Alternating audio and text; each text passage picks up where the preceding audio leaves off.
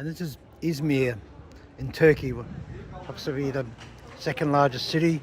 Maybe Ankara's up there, but Istanbul's bigger. But Istanbul's got 15 million people in it, and 15 million cats. But there's your plaza and your mosque, and all sorts of vendors. This old time, it just reminds me of me, really, just watching the world go by. And there's your obligatory cat, and my hotel is just up there with the flashing light, and my car just squeezed in. I don't know how. It's not going to get scraped all night, but anyway. And look at this. This is what happens behind you, like, you know, this guy is like getting serious anyway. But that's Turkey. There's a gorgeous array of fruit there, citrus, pomegranates, and all literally off the back of the truck. And there's my hotel room up that laneway.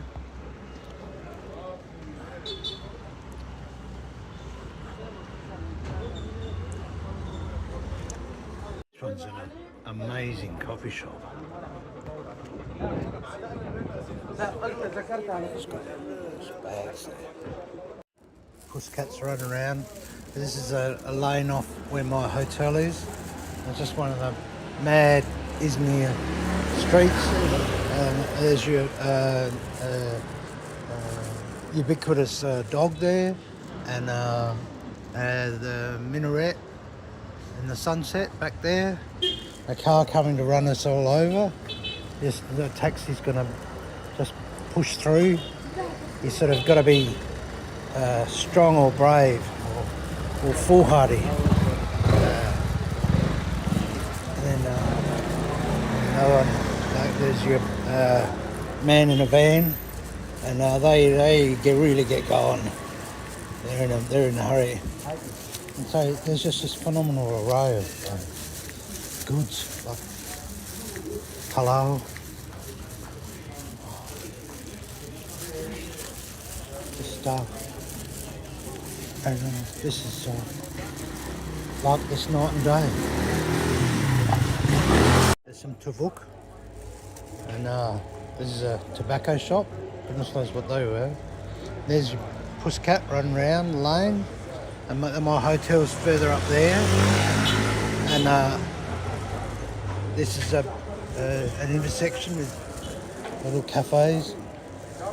Pussycats running around. One inside there. Good Lord, just good Lord. Here's how you buy clothes in Izmir. Big piles of them. This is your usual traffic jam.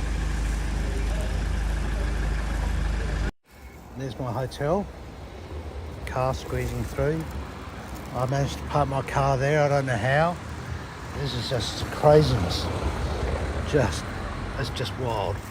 And this is quiet. Like, at 5 o'clock it was just bedlam.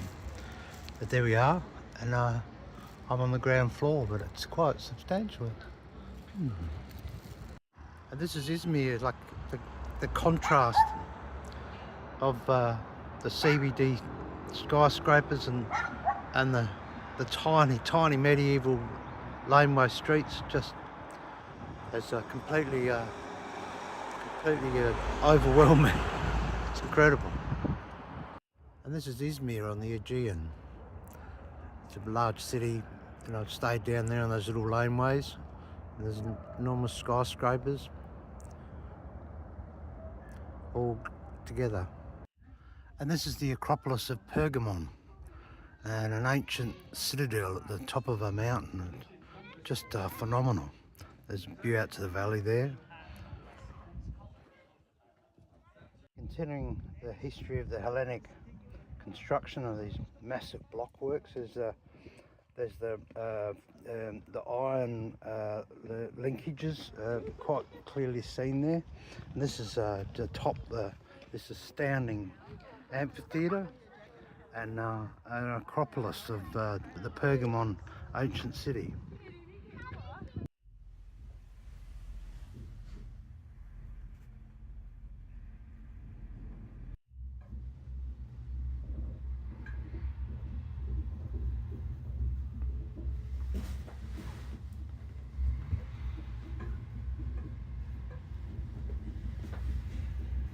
And there's all these fountains or water fonts dotted around Turkey from Roman times, really. And, this is up in the mountains above Pergamon.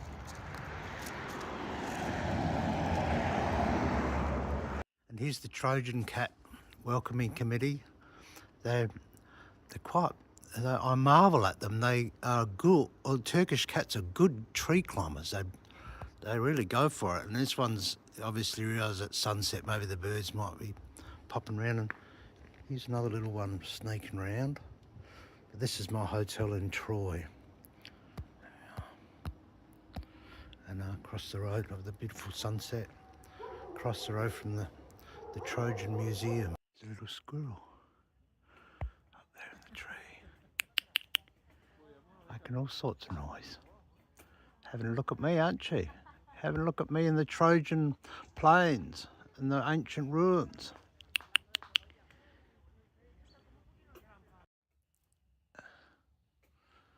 There's little squirrels just darting about. And the oak or elm trees, there's one there, racing around. And this is the ruins of Troy. This is where the little fellas lived. It would have been a pretty cool morning. There's ice on the path. Look at this little squirrel just darting around in the ancient ruins. Here he is. There he is. Look at him. Little russet tail.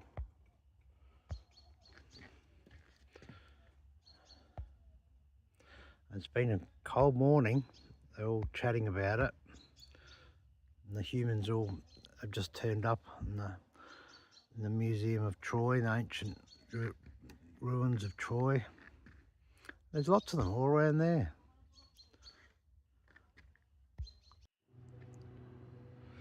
Some of the glass from the Museum of Troy. Well worth a visit.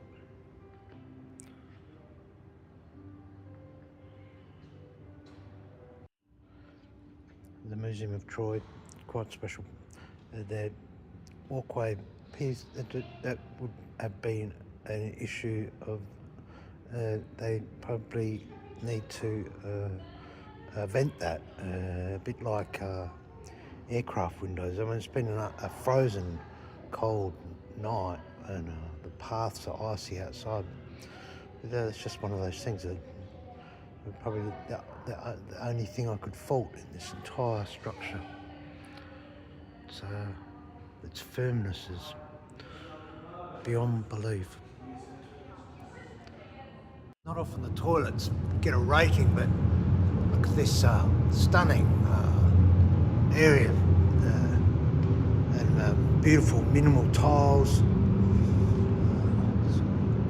And I like the super graphics for the men and the women. Quite well done. Obviously, designer's hand. You can tell. This is the next floor up of this quite substantial structure, the Museum of Troy. There's a ramp leading further. There's my Hisarlik Hotel in Troy where I stayed the night. Had an excellent meal. And this is the interior of the Museum of Troy with a series of ramps and levels. They're all very well done. Here's Hector, the King of Troy.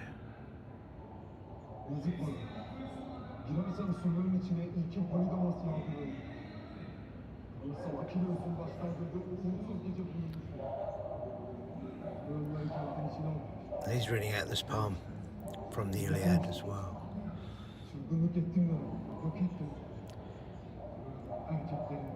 Better to clash in battle now at once, see which fighter Zeus awards the glory.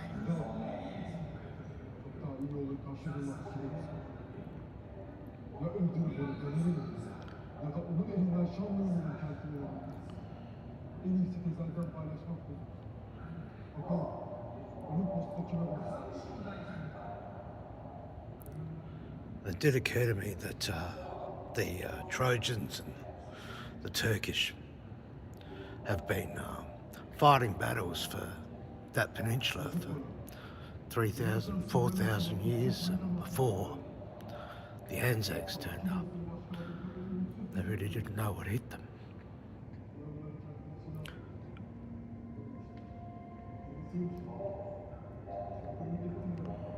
And that's the battlements of the city of Troy that I've just been to the ruins of.